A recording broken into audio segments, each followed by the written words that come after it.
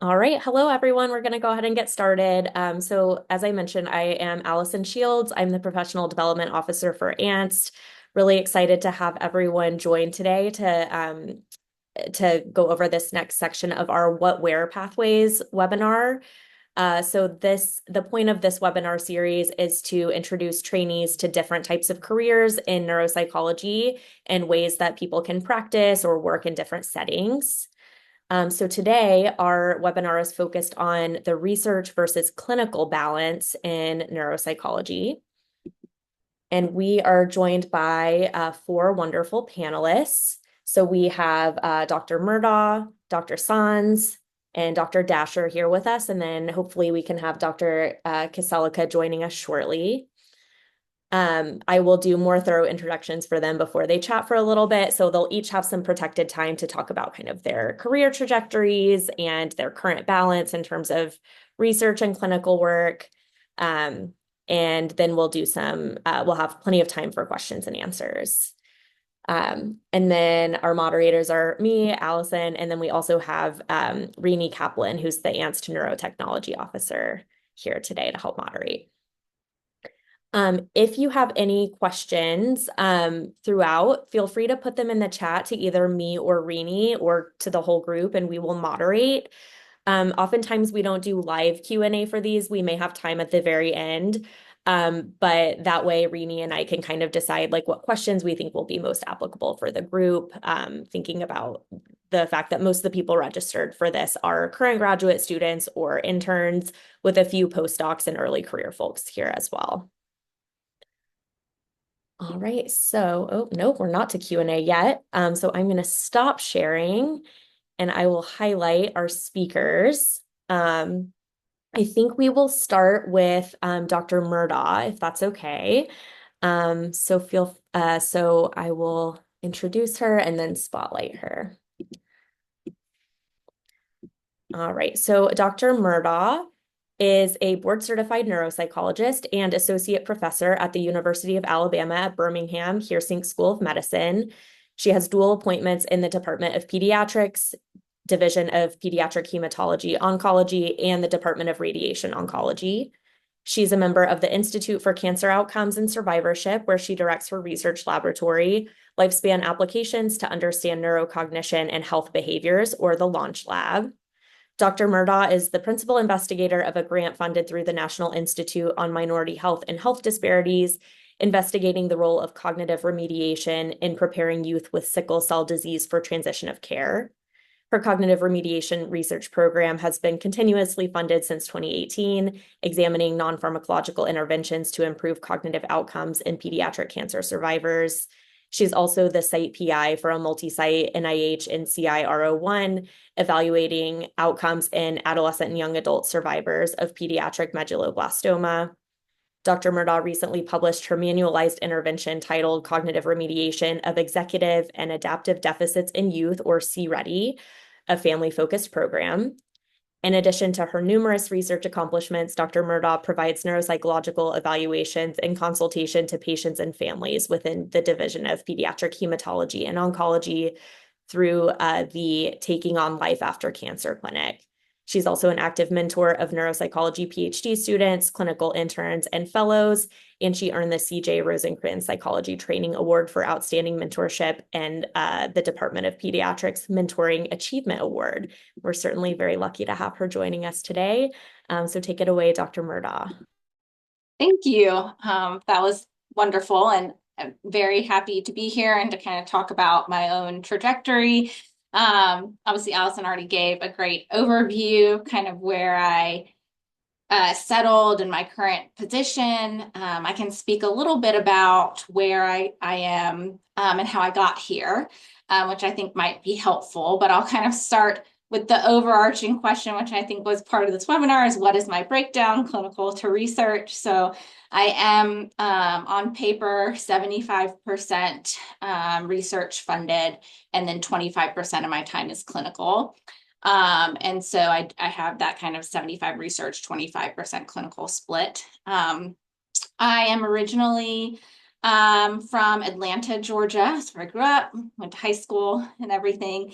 All my graduate training was done at the University of Alabama at Birmingham, where I currently am. And so I went through their medical clinical psychology PhD program there. Went on to do a lifespan neuropsychology internship at Emory University in Atlanta.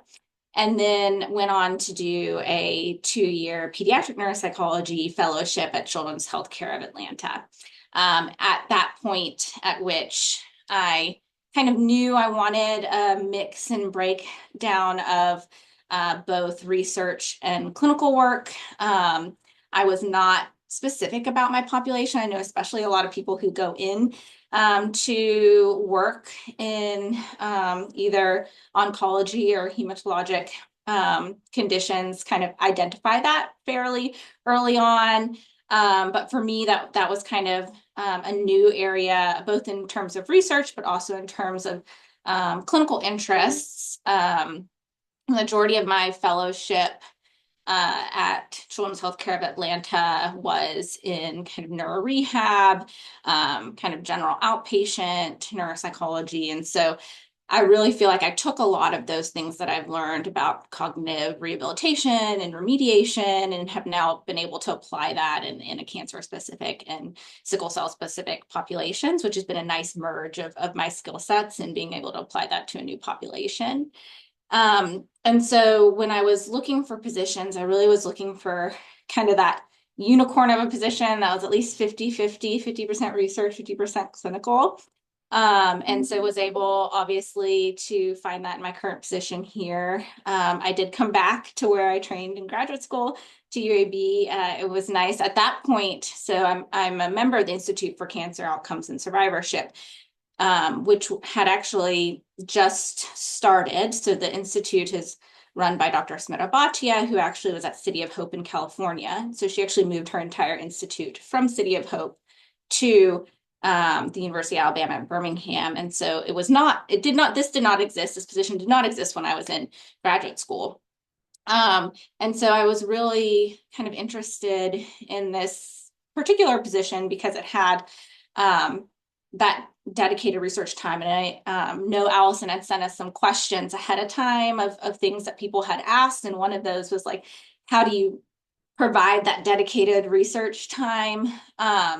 And so I'm happy to field questions about that, because one of the things I think is helpful when looking for that first job, and something that I was mentored to do as well, is to look at those that come with packages that go ahead and protect your time so that you have that opportunity when your early career to write the grants that you want and to do that things, and that there's been kind of dedication on the institution's part to support you in those early research endeavors without you worrying about needing to obtain that funding yourself.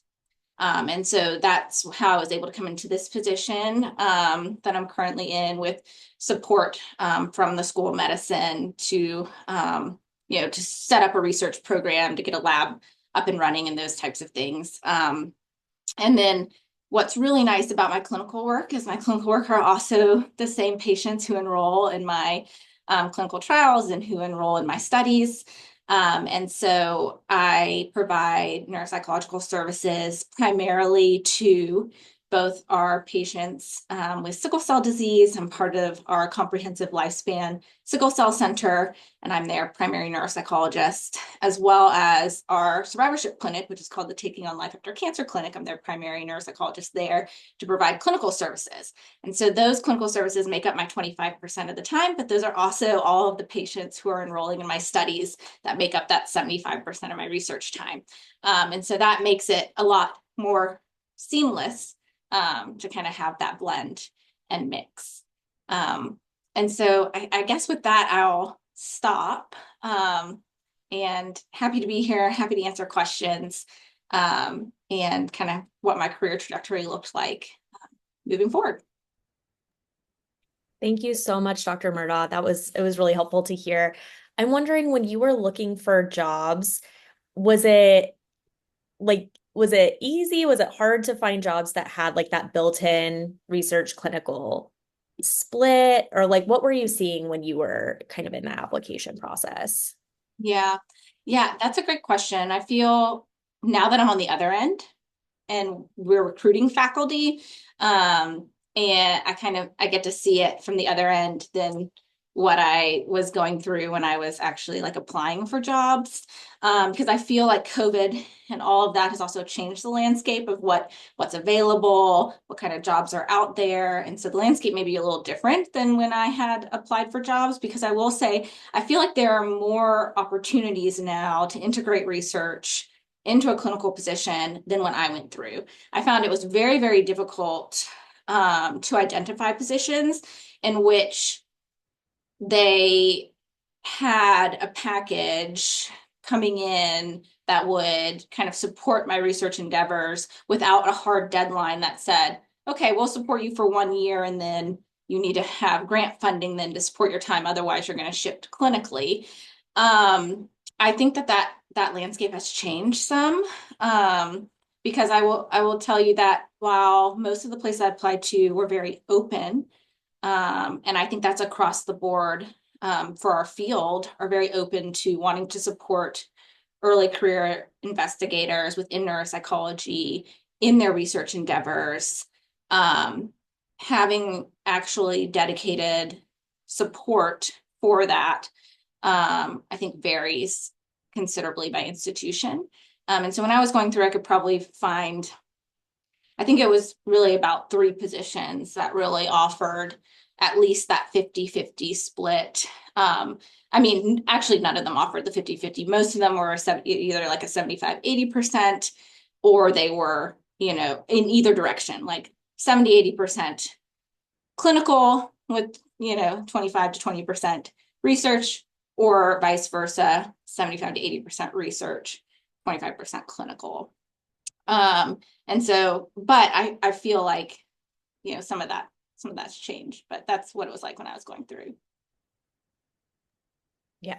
Okay. That was really helpful. I think you're right. I have seen more of a push for more balance in terms of research clinical splits, but I still think it trends towards like maybe 80, maybe even 90% clinical. And then for you having a position that's the opposite split where it's mostly research and less clinical, how do you navigate that balance? Like, I imagine that sometimes it could feel like research is my whole job. I mean, you have a lab, you take graduate students, and that's a full-time job all by itself, even if you have, 25% clinical time. And I'm sure you sometimes feel pulled to be doing, like, I don't know, does clinical work ever feel like, oh, I just have to like find a time to fit that in? And like, how do you navigate like fitting all those pieces together? Yes, I will say that clinical always trumps for, I feel like that's just the way it is. And especially for the patient populations that I work with, I often feel that pull clinically, to see more patients, to, provide neuropsychological services, especially with our cancer and blood disorder populations, and being in the state of Alabama, 90% of the patients that I see are on Medicaid. They really need the services that they access through Children's of Alabama, which is the only freestanding children's hospital in the state, to be able to access all of the services that they need, the therapies that they need, the school services that they need. And so I do feel that what helps with that balance of not getting, too pulled into clinical, but still feeling like you're fulfilling that clinical need for your patient population, is the fact that I'm embedded in very specific specialty clinics. I'm not seeing general outpatients. I'm not, taking the kind of things outside of the 2 specific clinics that I see patients.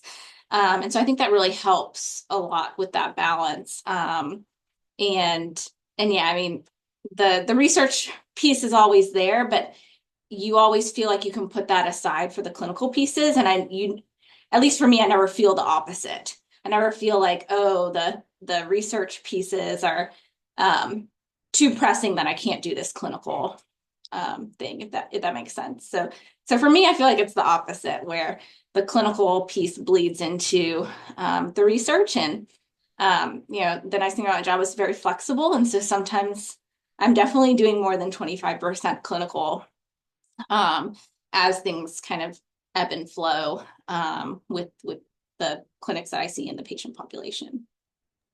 Yeah, that makes a lot of sense, especially since you mentioned like your specific position. It's not totally dependent on you getting grant funding and bringing in money, which is nice because I think if it was for you to maintain that split, it might be a little more pressing to like the research deadlines are real instead of sometimes like the research deadlines are like deadlines. Yeah, I mean, they're still real. Like the NIH deadlines still are real. Right. But yeah, I do have that support and flexibility, which is Yeah. nice. Awesome. Well, thank you so much. Does anyone from the group have questions specifically for Dr. Murdaugh before we move on?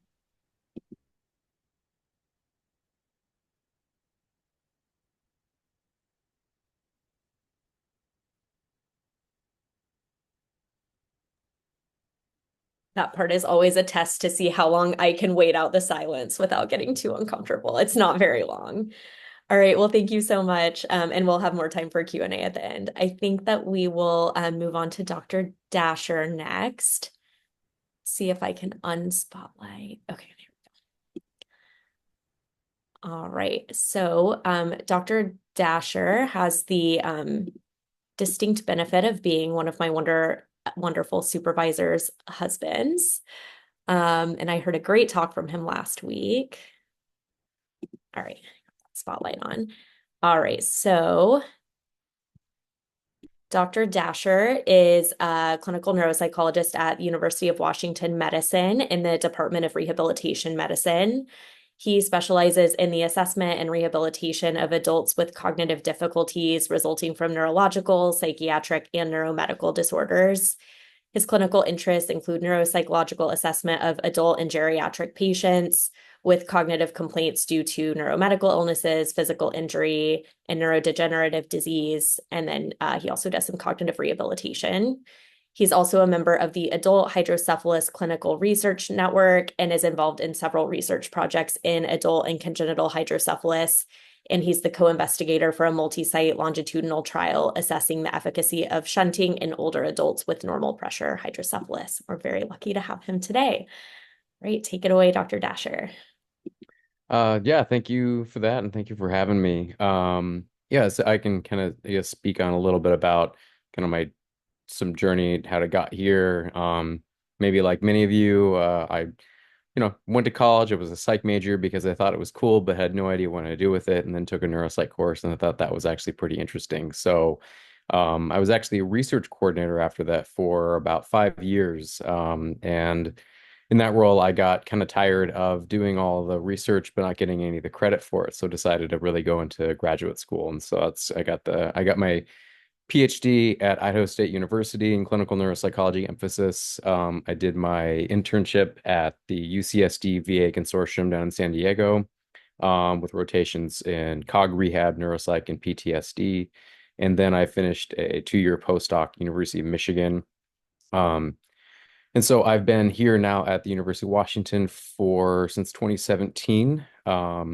And so clinically, my clinical and kind of research split is I'm clinically about 65%, and then research about 45%. And so I came in, and I can speak to this a little bit more, as my track is a kind of a clinical educator track. I know there's like a lot of hospitals and academic medical centers have kind of adopted more of this model where I think it traditionally used to be either sort of if you were a clinician or a researcher. And that was kind of it. So as a kind of a publisher parish or get pulled into clinical or just full clinical. And then when I came on, this track was relatively newer where I came in with it was 90% clinical, so I had 10% time bought out for anything academic. And so as part of my kind of promotional track, it was it could be getting involved in research papers, but I could be involved in writing book chapters, teaching courses. So the sort of academic part was a little more looser in terms of what that would entail.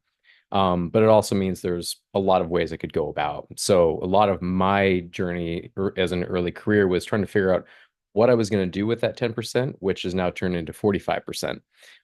But that just came into, finding different interests. So I'm not involved in, I haven't been involved in sort of like, needing to fund my research or per se. I've been involved really with the two major research projects I'm on are, as Allison mentioned, it's a 5-year clinical efficacy trial looking at shunting in older patients with normal pressure hydrocephalus.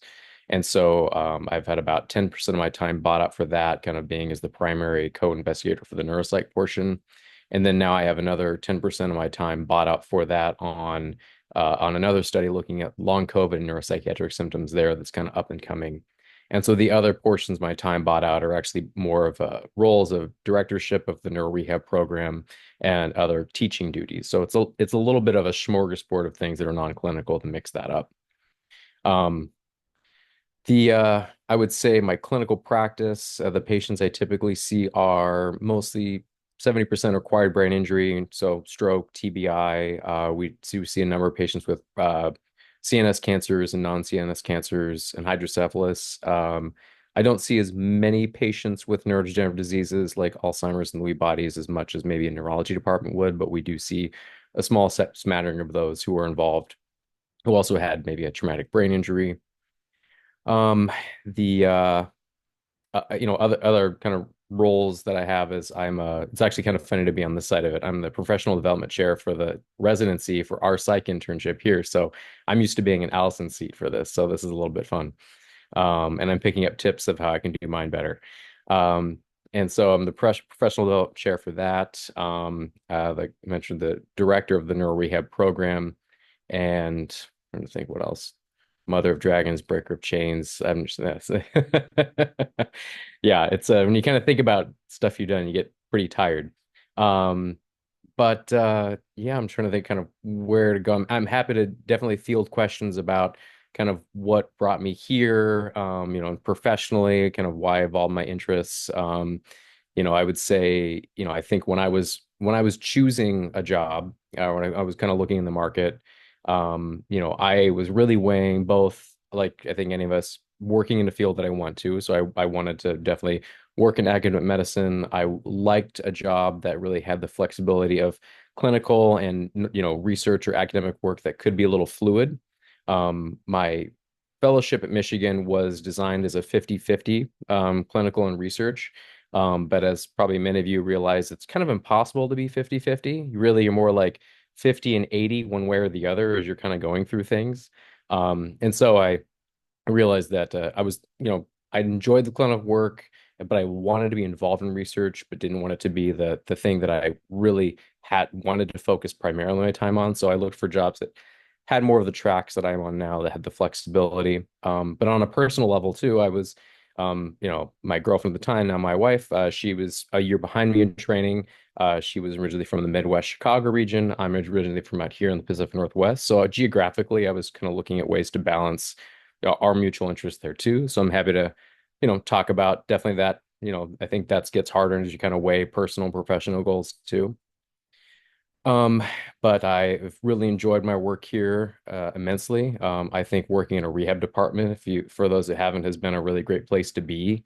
I think, rehab in general is a very collaborative department to be in specifically. You're just working with a number of providers across the board.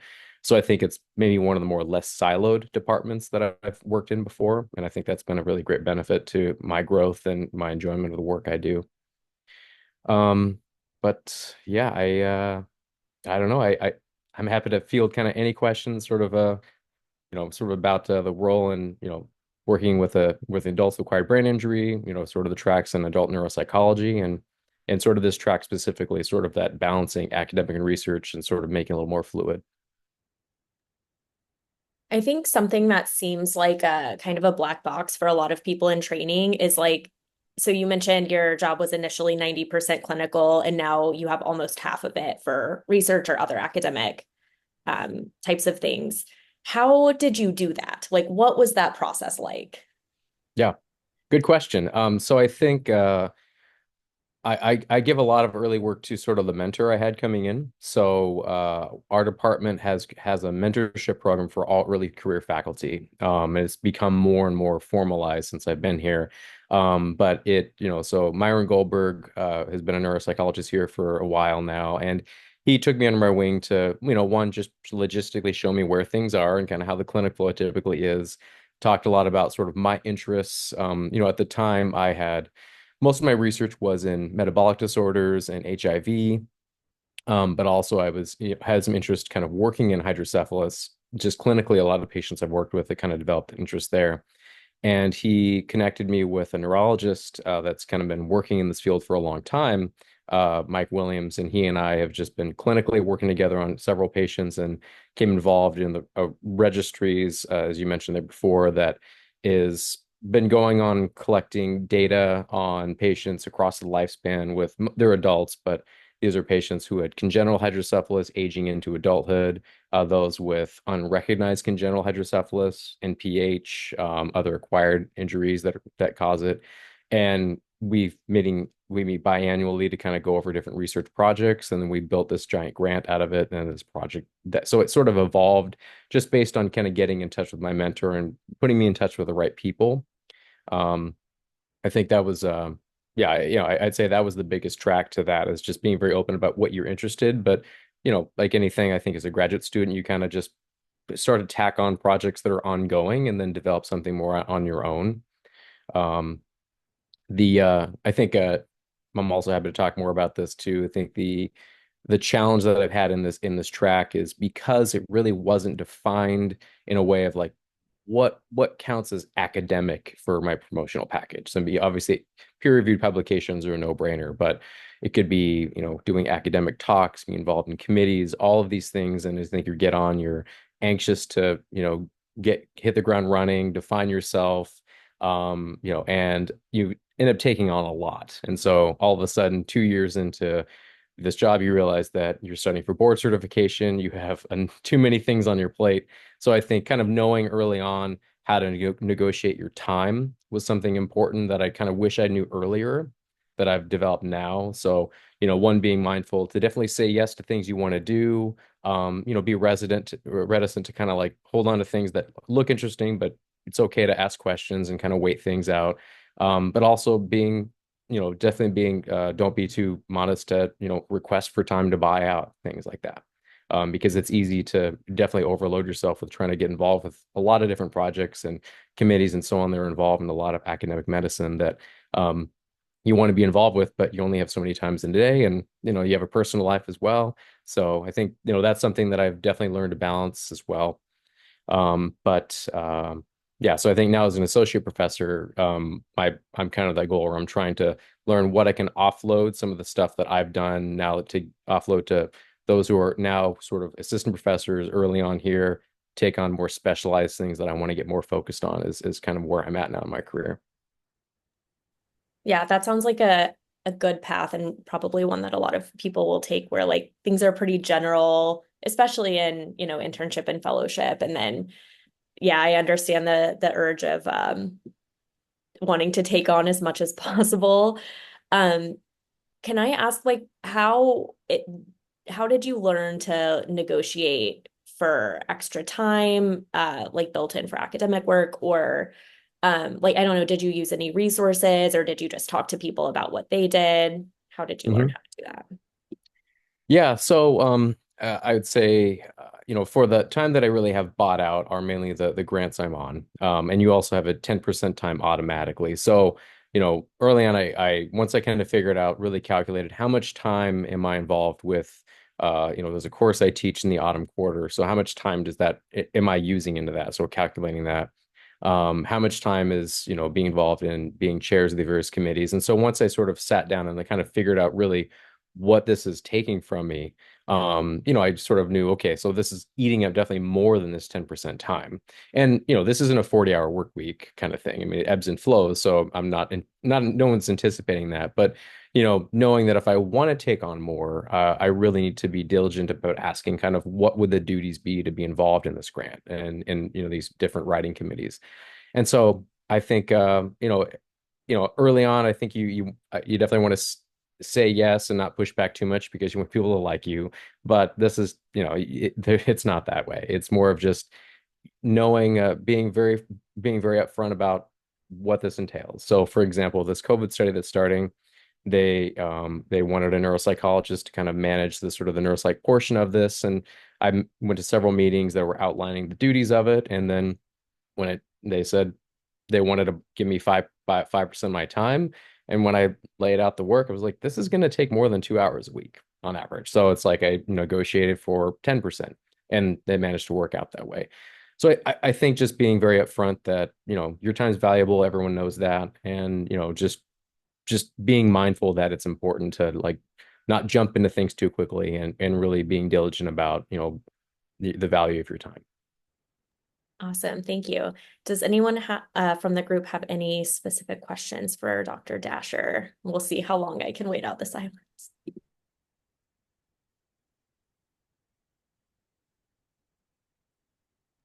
So there is one for Dr. Dasher asking, could you explain more about the clinical educator role and what else you do in that role? You mentioned committee involvements and doing talks, but is there anything beyond that? Yeah, good question. So I have so what I do in that role is so aside from the two research grants I'm working on, we have an we have a training center, so we have a fellowship program and an internship program. So with the internship program, I've taken on the role of professional development chair. So I run talks kind of like this and give didactics on the role of licensing and things for our current residents to remember, and kind of going forward with applying for jobs. And then we also, as a fellowship program we have a rehab psych fellowship. So I've taken over as co-director for the UW Medical Center Montlake site. We have another site at Harborview Medical Center, so I split that with another individual. So those are sort of committees there. I also am involved with community. We have the Brain Injury Association of Washington. And so they have they want a number of speakers, usually with UW and our other competing hospitals here, to give talks to people in the community with traumatic brain injury and caregivers on different ways to and different facets that involve that area. So I've been giving sort of didactics to the general community on how to best manage fatigue in the context of traumatic brain injury, and I give several talks in our didactics program, part of our fellowship. So I usually do 2 or 3 a year there, as well as I give talks on what the role of neuropsychology is to our current physiatry residents. And I think the big one, as I alluded to, is there's a course in the autumn, which it's for all the second year graduate students in the PT, OT, and the prosthetics program. And so the role of that course is to teach kind of what psychology is in a rehab setting. So I give it, so I put all that course together. I have several speakers that I come to invite to do that.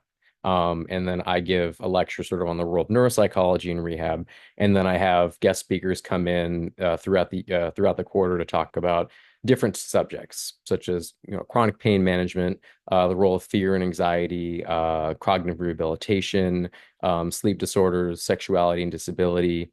And so, that's sort of a smorgasbord of different things. But I think I've really always enjoyed teaching. I did a lot of teaching as a graduate student, come from a family of teachers, so I think it's kind of in my blood.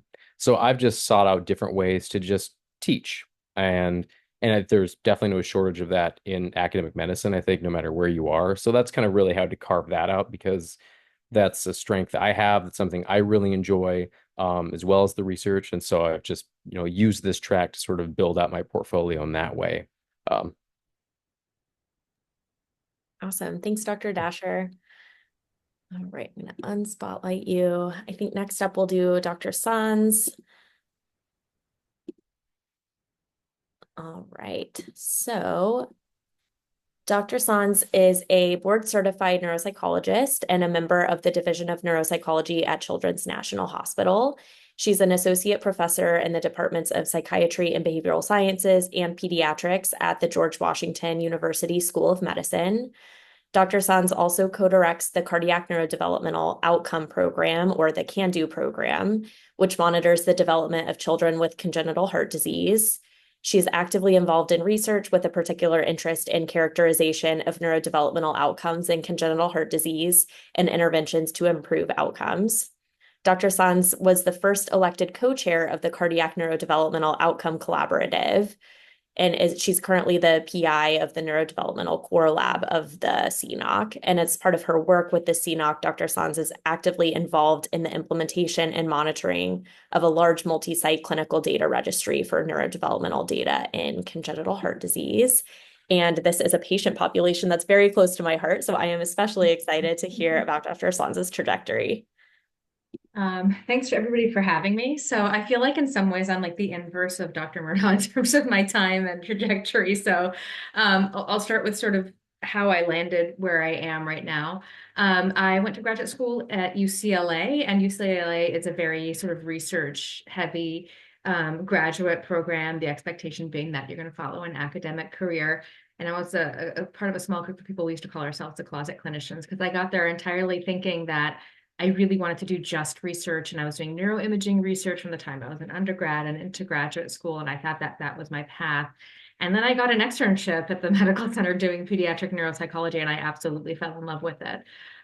So I kind of shifted tracks a little bit. My graduate research was in schizophrenia, and I gradually kind of made my way over into the medical world and into working with kids and teenagers with complex medical conditions. And then I went on to do internship and fellowship at Kennedy Krieger and Johns Hopkins, and I ended up at Children's National for my first, and I guess my only job. I haven't left yet. And so when I started my position, kind of much like others, and I feel like this has changed, that they did offer as part of the compensation package that the first couple of years you would have 20% protected time for research, the idea being that you would use that time to establish a research program and then obtain your own funding. So I did that, and I started to follow that path, you know, being the familiar one, and got a couple of foundation grants along the way, kind of seed funding to start things out. But it was also a little bit of a being in the right place at the right time situation, as when I started my career. There was a lot of interest around cardiac neurodevelopment. At that point, there were only a couple of programs in the country. And the cardiologist there was one of our cardiologists, Mary D'Onofrio, who had been bugging our division chief for someone to work with her, and I took her up on that. It just sounded like a good fit for my interest. I was somebody that wasn't tied to a particular population. I had worked with kids with epilepsy in fellowship, but wasn't necessarily, you know, married to that. The broad idea I was interested in was, you know, how do early disruptions to neurodevelopment play out over development and over the lifespan. And so this was a good fit for that, since the thinking is that it's, you know, a disruption to fetal neurodevelopment. So we started establishing a clinical program at Children's National, kind of similar to what other folks had, and started making liaisons with other programs in the country, and got invited to what would be the first cardiac neurodevelopmental outcome symposium at Boston, where basically there was a smaller group there. It was about 75, I think, people in that first meeting, and from various places that had programs or were developing programs. And that was the birth of CNOC. So that was where people kind of proposed the idea of this multi-site organization and started incorporating as a nonprofit. The first steering committee was appointed, and I kind of got myself into that situation, thanks to Mary. And then, you know, the elections held a couple of years later. I was elected as a co-chair with Brad Marino, and it all kind of took off from there. So it was a little bit of being in the right place at the right time and meeting the right people at the right time. And I very quickly realized that the kind of work I enjoyed was not having sort of my own lab. And I love doing my own research, and certainly still do some of that, but I didn't want to be primarily a PI. I have a bunch of NIH grants kind of doing my own thing, but I really love this collaborative work and working in teams and working in multi-institutional teams, but also kind of multidisciplinary teams. So, you know, we started with the foundation of the organization. A big piece of the organization is the founding of this multi-site data registry, which we, you know, used a lot of the existing infrastructure from existing surgical registries and kind of built off of that, which helped us build it more quickly, because then a lot of the regulatory pieces were taken care of. And a lot of the work that I've done has been in this collaborative setting, and with a large group of people, each of us taking bits and leads off of various projects at various times, and really pooling our expertise to do this work. So now the registry has many thousands of cases, and we're working towards establishing an effective audit system for that enormous amount of data. which is what the core lab is a part of. So that's where my research funding comes from. It's a very small amount of research funding. So it takes care of me and a small portion of a research assistant where we're building automized data checks, which we've run our first audits now of about 40 sites data.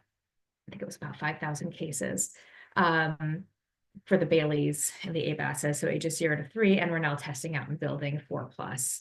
And it's a lot of heavy work at the beginning, and then hopefully will become more automated. But then that puts me at kind of the ground floor of a lot of the research projects that are happening. So got into this kind of more multi-site collaborative work. And so there's the registry, and there's, the traditional kind of neuropsych research that comes out of that. We're also involved in a lot kind of different academic activities in terms of establishment of clinical guidelines and sort of not necessarily white papers, but papers that make recommended guidelines for the neurodevelopmental follow-up of kids with congenital heart disease. So more from the clinical side. A large portion of what I do is also training.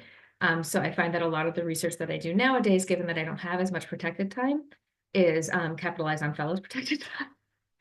So I love supervising research fellows, and they can come in, and we have not only the CNOC data, but we have an internal database within neuropsychology. And we, so a lot of the data that I lean on is clinical data, and then they can come and help me kind of extract and organize from there. And I love supervising research projects from fellows as well. So a lot of that is teaching. The split of clinical to research time is pretty variable. So it can be anywhere, I think it's been anywhere from 50-50, depending on whether I've got a grant going or not for my own work, to right now it's probably more 80-20. But it kind of shifts around there. In addition to the work with CNOC and some of our own kind of independent research questions that we have for our internal neuropsych database, I work closely with the Heart Center and other professionals within the Heart Center. So oftentimes, questions will come up or projects that will come up that require expertise, and I come in as that kind of expert participant in that study. So one example of that, which we've just finished phase 1 and are going to be moving into phase 2, is a clinical trial that's run by one of the neuroscientists, more of the bench neuroscientists, Nobu Ishibashi, who's at Children's. And so he's doing a clinical trial of mesenchymal stem cells in the bypass machine to try as a neuroprotective agent. So he did all the animal studies first, and now we've done the first phase of kind of the safety efficacy trials and following up a bit with the Baileys, and they were going to start falling out into preschool and then getting a larger cohort in. And there's another group, for example, starting up some research on cardiac rehab and curious about kind of whether there's cognitive effects there. So I'll often kind of be almost like a consultant on some of those other projects, or work with other fellows within, for example, cardiology, who have specific questions there. And sometimes we're able to link our fellows up and do some really fun multidisciplinary work that way. So it kind of fluctuates and bends in terms of how much protected time I have. I think the usual split is 60-40. It's a little lower right now with the current funding climate. But it's all very clinically based. So, from the beginning, it's the work with the patients that drives everything. The majority of the patients that I see are cardiac, and they get put into kind of this data repository that we use for research purposes. But it's the questions that come out of that clinical practice that drive the clinical questions. The other kind of I guess you say patient population that I protect time for in my schedule are the Spanish speakers, because I'm the only person, not within the autism center, but within the kind of medical side, that speaks Spanish. And so we do Spanish language assessment. So sometimes those are cardiac kids, but oftentimes it's coming from other referral sources. I would say like 90% of my patients though are cardiac. So let me see. I think those were all the major points I had and how I got here. I'm happy to take questions. Awesome. Thank you so much. I think it's really helpful to hear like all of the different ways you can be involved in research, right? I think in grad school, most of our experience is like maybe we run our own study, but like generally it's publishing and writing a dissertation, all of those things. So it's nice to see like, oh, you can be a consultant on a grant, or like maybe research. I know a lot of clinicians where I am, some of their protected research time is like doing Baileys for research studies, right? And so they're not out, but they're using their clinical expertise for that. Right. I'm wondering about, so you mentioned you came from a very research focused program. we had a lot of people ask questions like coming from either it could be a research focused program, but like maybe without a neuropsychology track or, a way to get a lot of neuropsychology research experience. And then wanting to be sort of competitive candidates or just wanting to get more involved in neuropsychology research during graduate school. Is that something you did when you were a graduate student, or how did Yeah. you, yeah. Yeah, so I went in to work with a mentor who, the specialty was schizophrenia, and they did some neuropsych assessment as part of their research studies, but it wasn't, I mean, I wasn't really working with the neuropsychologist. I was working with the imager. And so the way, and they don't really have a neuropsychology track, so my major is clinical psychology and the minor is behavioral neuroscience, which I kind of cobbled together from the things that were closest to neuropsychology that I could put together. And the way I kind of got access to neuropsychologists and to neuropsychology was to go to the medical center and do externships. So I did my externship training. It's now called the Semel Institute. It was MedCat before, where I did a couple of rotations there and kind of went from there and sort of shifted my trajectory a little bit at that point. In terms of research, I was doing imaging, so it was kind of adjacent, and there was always some testing that was involved. But by the time, really where I got to was an internship and fellowship, getting involved in some of my, supervisors and mentors projects there. So I worked closely with Dr. Solario, for example, at Kennedy Krieger, who does a lot of work in hemispherectomy and epilepsy, and kind of tagged along some research projects with her and got some posters out. Wrote up a case study with another mentor. So we got there were actually 2 case studies. We had 2 case studies while we were there that were more clinically based. So a little bit of publication experience that way. I feel like I have students now that rotate through externship with me who then volunteered additional time to do, a specific research study, or who asked for me to be on the dissertation committee. And that's another way to get some additional experience is, once you're somewhere, asking around to see if anyone has, RA positions open. It's a great way to get additional experience, or just volunteering within a specific lab.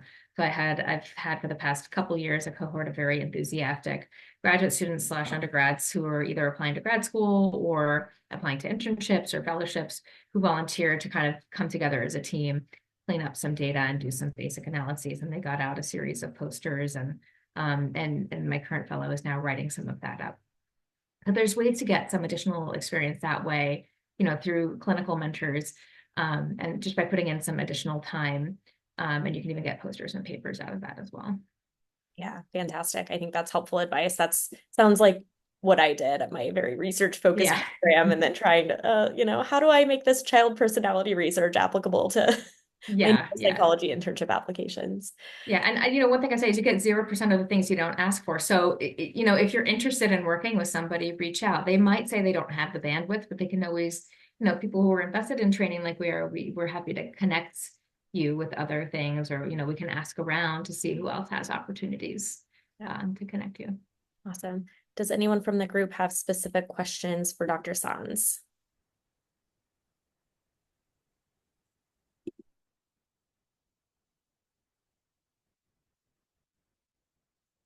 Extended silence.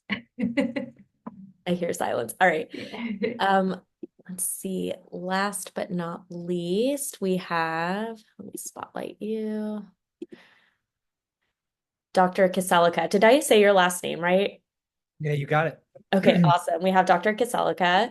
Dr. Kiselica is, I'm scrolling to his bio, a board-certified clinical neuropsychologist and associate professor in the Institute of Gerontology at the University of Georgia. He studies how we can leverage everyday technologies like smartphones and smart speakers to improve the lives of persons with Alzheimer's disease and related dementias, or ADRD, and their care partners. Specifically, he has developed a novel behavioral intervention called Technology Assistance in Dementia, or TechAid, which empowers people with ADRD and their care partners to use digital technologies to reach personalized care goals. His other research interests include developing and validating advanced techniques for early detection of ADRD symptoms and improving understanding of the relationship between stress and cognitive decline. This work has been funded by grants from the National Institute on Aging and the Alzheimer's Association. Dr. Kiselica also provides clinical services, education, and outreach to diverse older adults through the Cognitive Aging Research and Education Center at the University of Georgia. We're very lucky to have him. I know many people are interested in like this neurotechnology stuff. We get a lot of interest in that. So excited to see what you have to say. Well, thanks for organizing this, Allison. The attendees may not know, but Allison was one of the most organized webinar heads I've ever had beforehand. We got lots of very detailed emails, and I still managed to show up late, so that's all on me. Let's see. I guess I am a very practical person, so although I always liked psychology and research, a lot of my decisions that led me to getting to this point were like, um, how do I have a better life, as opposed to just like, I love psychology and research. So I enjoyed my bachelor's degree in psychology and really liked doing some independent research projects and an honors thesis. And so I was like, I would like to go to graduate school, but I do not want to pay for it. So I applied to clinical psych PhD programs, knowing that they were fully funded, and I was lucky enough to get into two. And I made that decision based on, many factors, but a big one was the fact that the stipend to cost of living ratio was better at University of South Florida, where I went, than it was at the other place where I had an offer. And so I started off actually in a borderline personality disorder research lab. Um, and my goal going in was like I wanted the lifestyle that I saw from my liberal arts professors, who seemed to have very happy lives and take their time off in the summers. And I thought that's what I wanted to do. As I got into my training, I took some neuropsych practica and memory disorders clinics and really liked that. And so I was like, well, if I'm going to do some amount of clinical work, I'd really like to do neuropsych. And ended up switching gears and doing a neuropsych track internship at the Miami VA and then a 2-year fellowship at Baylor Scott and White.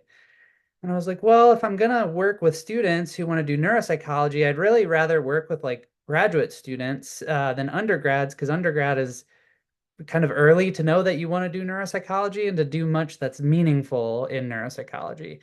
So I was like, well, I guess my desire to be at a liberal arts college is kind of defunct now. Um, and I was like, well, if I want to work with graduate students, I really need to be at a place with a PhD program or something higher than that. And I was like, well, if I'm going to go to one of those places, I need to write grants because that is kind of the way to get a Research One type of position where there's going to be a PhD program or something similar.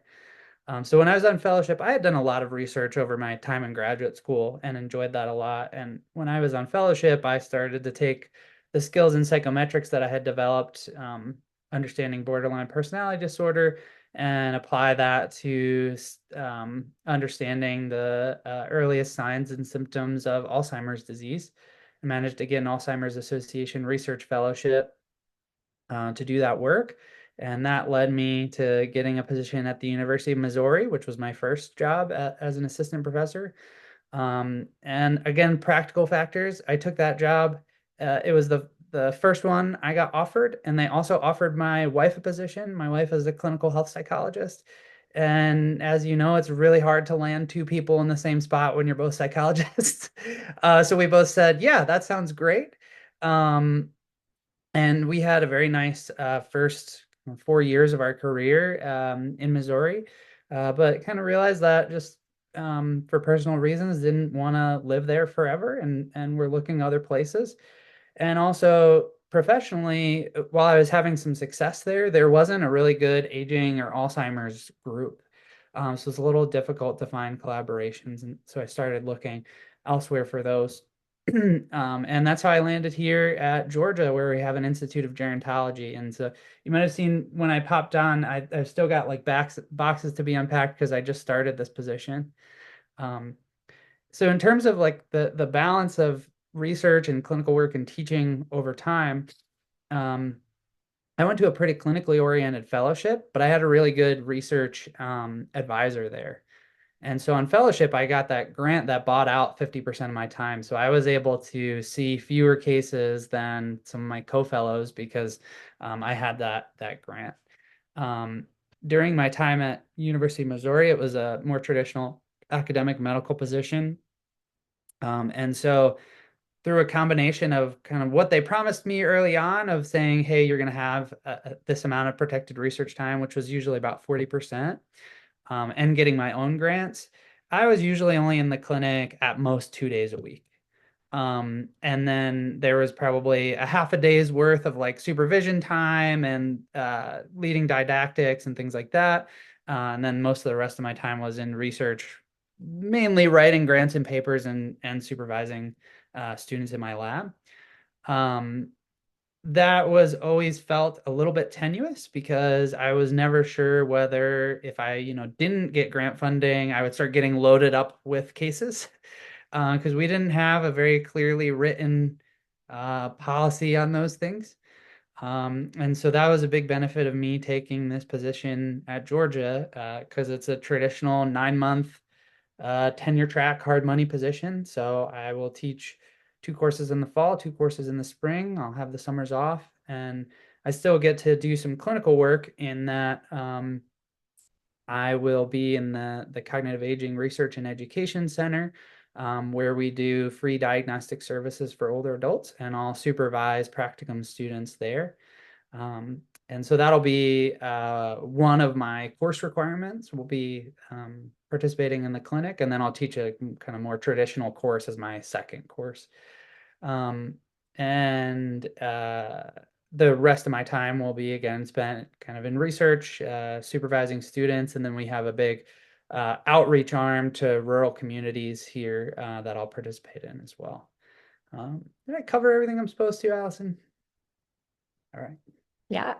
So we had a question before about like how sure do you need to be about the research versus clinical split you want to have when you're applying for internship or applying to fellowship. And it sounds like from your perspective, maybe like not that sure at all, because you can always sort of flex. Actually, I don't think that would be my answer. So my Okay, answer let's would hear it. be if you're aiming for research, shoot for 100% of research time until you don't know you want to do research anymore. Because to get into like a R1 research position, you need to have a CV that says I can bring in grants and publish a lot. So I think until you decide otherwise, you should try to get as many publications and as much research time as you can. Because if let's say you're not sure and you're like, I'll just do clinical work the whole time, it gets harder and harder to like get your foot in the door in the research community at that point. Whereas, the clinical work is extremely difficult and you need a lot of skills to do it. But if you can show a minimum level of competency for licensure and board certification, you can always go back to that. Whereas research, if you don't have publications and grants, it's really challenging to suddenly step into that world. Yeah, totally fair. I guess I was thinking with many of these students being on a clinical track, thinking more like, oh, is it going to be 80% clinical versus like 50 to 60% clinical? But I see your point too of like, yeah, if you're wanting more of a balance, you have to keep your finger in the research pot for as long as you can. Yeah, I think so. Yeah. Yeah, but you don't have to know, oh, I want 90% this and 80. Like it doesn't have to be that specific, of course. And you can, as the other panelists have shown, like they have had a lot more variability than me in terms of how much of their time is dedicated to different things. So it can change over time for sure. Yeah. Does anyone from the group have questions for Dr. Kiselica?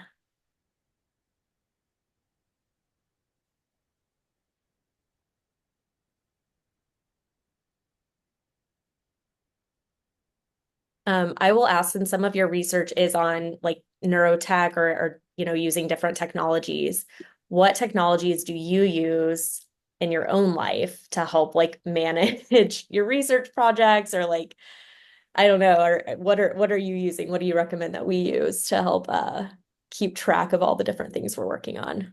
Yeah, I've talked to different people about this because I struggle with it. I know a number of people who use like project management software. Um, I have never found that to be particularly helpful. So I'm like, I keep a running thing of reminders in my phone and rely heavily on my Outlook calendar and Excel spreadsheets. Like it's fairly low tech. But I would say too, one thing that I've been doing a lot more now is using like ChatGPT and other AI tools to help me with writing, um, and idea generation and things like that. Yeah, very cool. Yeah, I know. I mean, every professor I know has a giant whiteboard in their office that just has all their projects listed on it. It's like, yeah, if that's what works, then I don't know. From my perspective, everyone has to be doing like cog rehab on themselves all the time to stay organized. I don't know anybody that can keep track of all of that just in their brains. All right. Let's see. Yeah, I think we had a question come in, but I think it's sort of for the group. So we'll move on to more general Q&A unless anyone else has a specific question for Dr. Kiselica. And I will spotlight all of our speakers. Let's see if I can do that.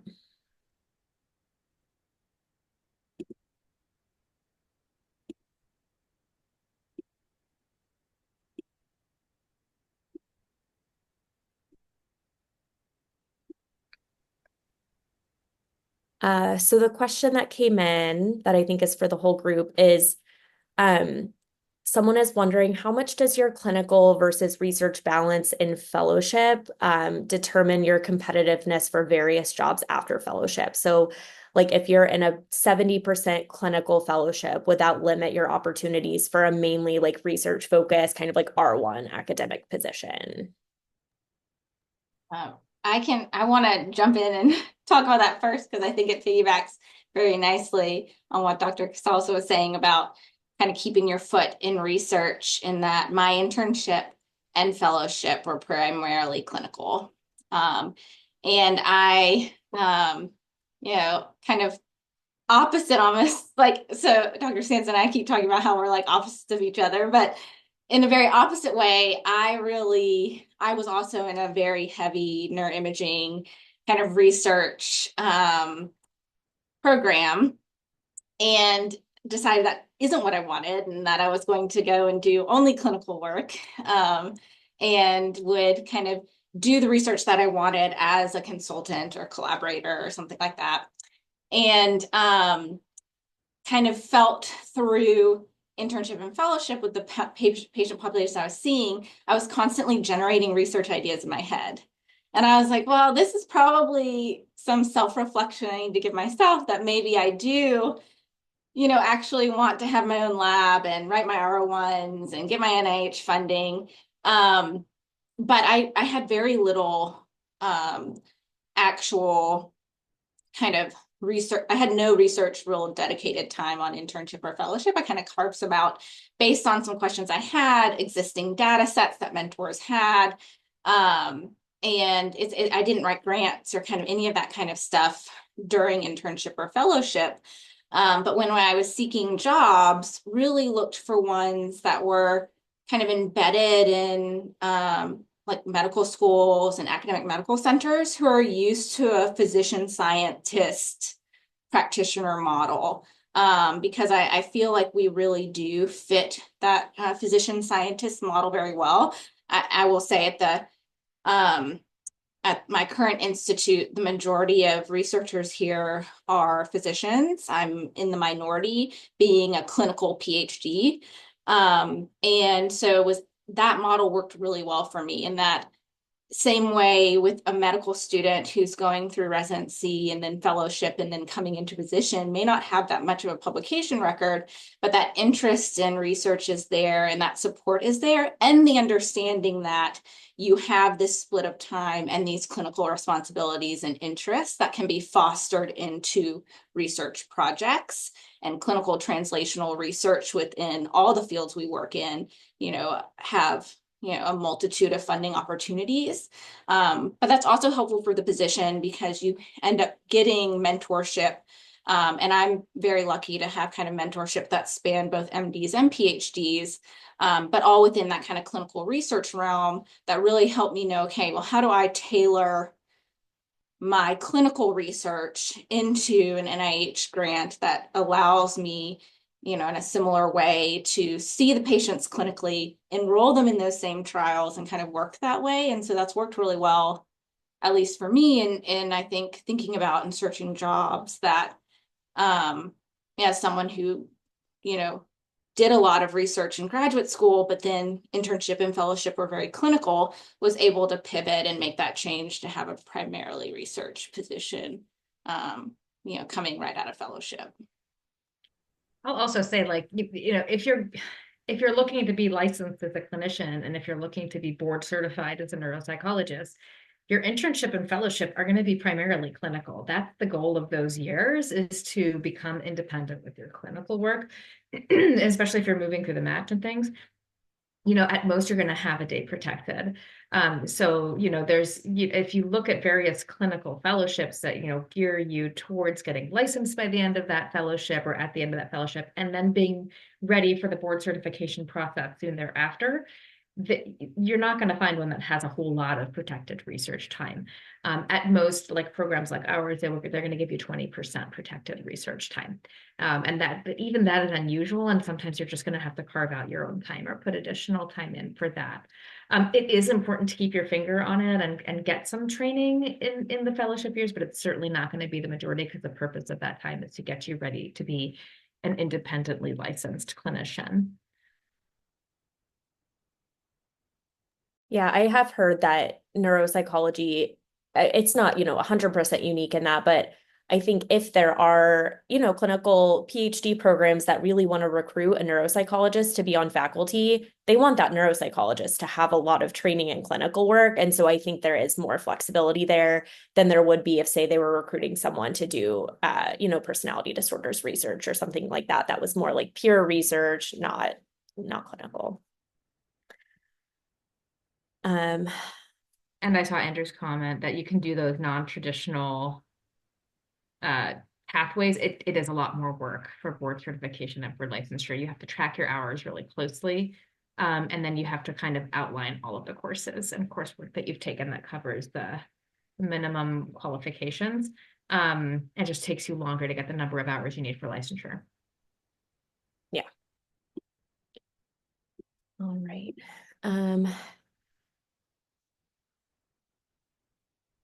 We had a question about like finding collaborators, and especially, if you're moving into these new roles, how much, you're maybe forming your own research questions, you have things you're interested in, but then maybe you're the only one with that type of interest at the new place that you're working. Or maybe you join and like the research is all focused on one thing that you're not really that interested in. How do you find collaborators in those settings, and how much are you making collaborations at your institution versus outside of your institution? Be able to take this one. So having just transitioned institutions partly for this reason, I would say you can kind of go one of two ways with this. One would be you go to a place where all the folks are doing similar things as you. So you go to a center that's focused, if you do epilepsy research, you go to the epilepsy center, and that makes your life easy to find collaborators. And then I think within that framework, you be flexible about what your niche is, because if there are going to be mentors there that do something that's slightly different than what you're doing, it's probably advantageous to align with the research mentor's interests, just in terms of being able to get grants and publications. The other route would be to develop your area of expertise and make a name for yourself in a place that doesn't necessarily have that center or built network of collaborators, but make yourself stand out in a way that other folks want you for their projects, right? So the NIA is the most well-funded NIH research institute, for example. So developing an area of expertise in Alzheimer's disease, there were a number of people who wanted to work with me for that expertise, and then because of my access to the patients that I could provide. And then, when I had projects that I wanted to get up and going as the principal investigator, I was reaching out to other people who were doing things that I couldn't do, like engineers who were designing sensor systems or something like that. So, you can find ways that there's mutual benefit in an environment where there's not a ready-made collaboration system. And sometimes you can look beyond your institution. I mean, that's a good deal. I mean, I was lucky when I got there that the cardiologists were amenable to having us start this program. And then like people started coming out of the woodwork, like, oh, we just hired a developmental pediatrician who's interested in that. And they, we formed a clinical team, and from there the research collaborations kind of started. So that was easier within the institution. But I have colleagues at other institutions who have kind of formed teams across institutions, so you kind of share expertise that way, or become a part of one of these more established collaboratives to share resources. I have colleagues in other areas who maybe there wasn't an established research program for a particular medical disorder, but once they went and talked to the physicians there and got the clinical services going, the research questions flowed from that, and they were able to collaborate effectively that way. So sometimes it's a little bit more grassroots and from the ground up. But usually people will come out of the woodwork if you start poking around. Yeah, I'll add a little bit more to that. So this kind of reminds me of so the hydrocephalus work we do. We're involved a lot with the Hydrocephalus Association and this registry. And there's a lot of different sites across the country and a few in Canada that have specialized centers, but not a lot. And so but there's people with hydrocephalus across the lifespan are seen at various hospitals around the world. So to try to reach out to one, kind of show people that there's a population that needs more work, to gauge interests. Part of our group, we actually did a talk at ACN on hydrocephalus and the lifespan. We had the Saturday morning slot, so it was probably the rough slot to have. But we we essentially were it was a didactic, but also a bit of a pitch, being like, this is we need more help on this. This is and so I think whether it's not just giving a talk at a conference, but getting involved in just national groups and committees through maybe AACN or NAN or INS, that's a way to sort of broaden that reach and get people more interested in the projects you're on, because you'd be surprised. There's a lot of folks who, maybe don't know enough about a particular area that might be interested once they kind of learn more, and you can really develop that network outside your own institution if the resources aren't always there, at least for like the people power. Another really important resource is the families themselves. So most of these medical conditions have patient and family organizations that are really interested in having a voice in research and clinical care, and you can really partner with them. And a lot of those organizations have seed funding or connections to other institutions as well. And when the patients talk, the institutions listen, especially if the patient's parents are able to fund things. Yeah, and I'll just kind of add on to what everyone else has said, specifically about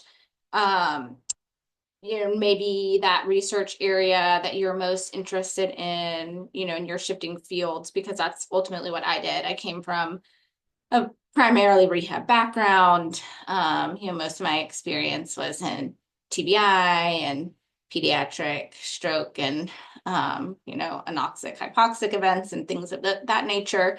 And my passion was really cognitive remediation and developing cognitive remediation programs specifically around transitional care, but had never applied that to a cancer or blood disorder population before. And so, coming in, I really sought research mentorship outside of my institution.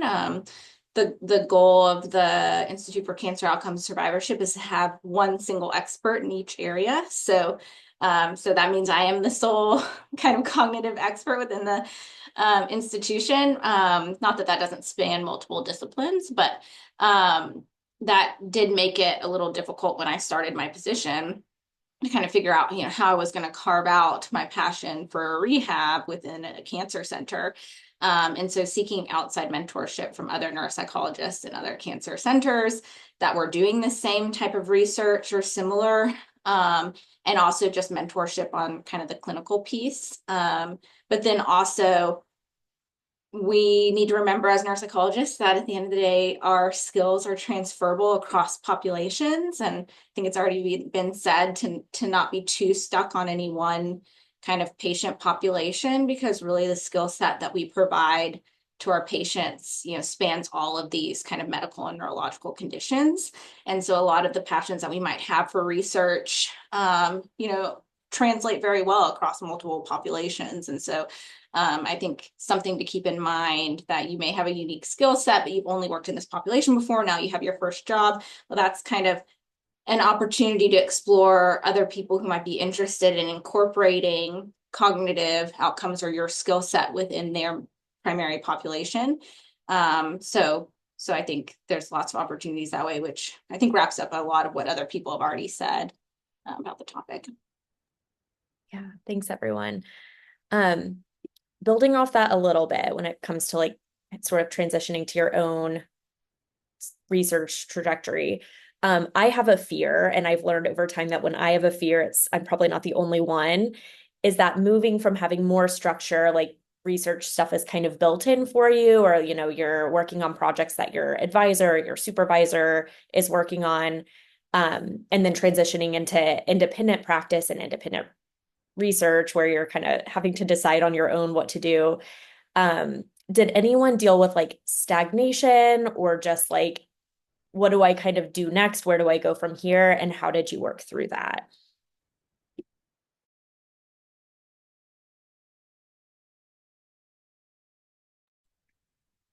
I don't know if I would say it's stagnation, but transitions. So there were times where maybe the funding wasn't available, or projects, not every single project is going to be a smash success. So there's times where things don't go well. And I think that the key is you want to look into why and learn from that and move forward. You never stop learning in this field, and you've got to kind of push against the imposter syndrome, or push against kind of thinking that because things aren't going a particular templated way, it means that you're never going to do research again. There's millions of ways to get involved in that.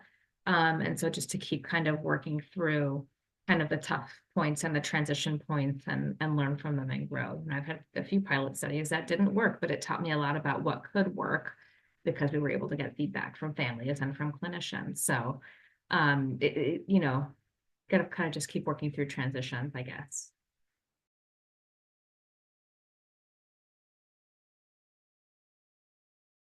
Maybe a little cognitive reframe. Yeah, and a coping thought that I have a lot is like probably whatever, and for everyone else out there that might be worried about this, whatever job I have, it will probably be the case that like I could buy out more time for research if I'm getting grants or doing whatever. But always, like, you still have a job, and you still, you just up your patient caseload.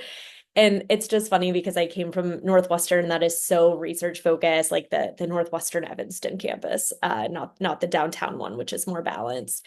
And that's like everyone's worst nightmare. Like they're like, you don't want to go into academic medicine, because if you don't get grants, then you have to see patients. And I'm like, yeah, that's the point. I would consider myself also like a closeted clinician all throughout graduate school.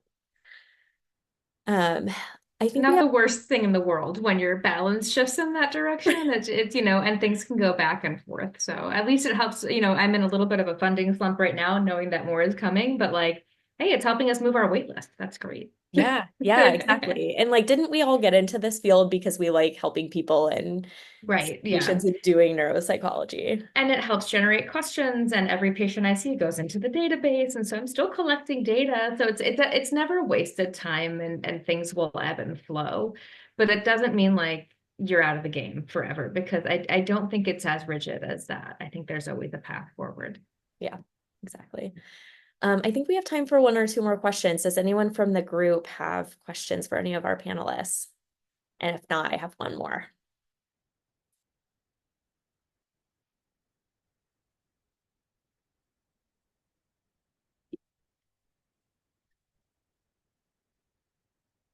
All right, well, I will do my one last question. I always do this one at the end. So thinking about our audience of graduate students and interns and fellows, What is one book recommendation that you have? It doesn't have to be neuropsychology, it doesn't have to be about research, but what is one book that you think everybody should have on their shelf? And I give two. Cheat. So if you want to do research, I recommend Houston, We Have a Narrative, which is all about explaining your story, pitching your idea. Because I think that's the skill of writing a grant or a paper is pitching your idea. And I will go non-traditional with my second and say a book called The Index Card, which is about personal finance. Because I think if you have your personal finance life in order, it gives you a lot more flexibility with saying yes or no to the things in your job world and making that how you want it to be.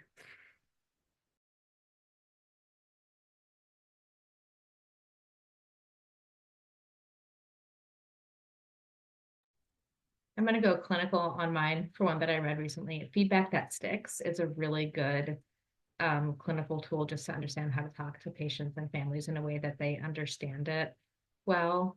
I really enjoyed that one. I will actually like literally get up and grab the book and show you guys one. I put the Amazon link to the index card, but support your local bookstores. It's just so you can find it. Okay, so if any of you guys have read The Emperor of All Maladies, this is a great kind of book that really gives a lot of like insight to kind of it's like almost about cancer from the viewpoint of a physician who you know has his own story of cancer. So I don't know, it's hard to see with the blur, but I think it's an excellent book to read.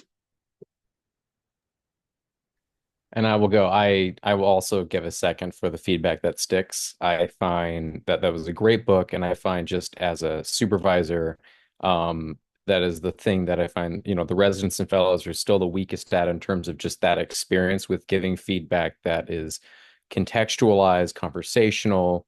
Like I think about, when I'm giving feedback, what are the bullet points, the cliff notes that this patient wants to hear? Then they can come back for questions. But and I think that book really summarized things well.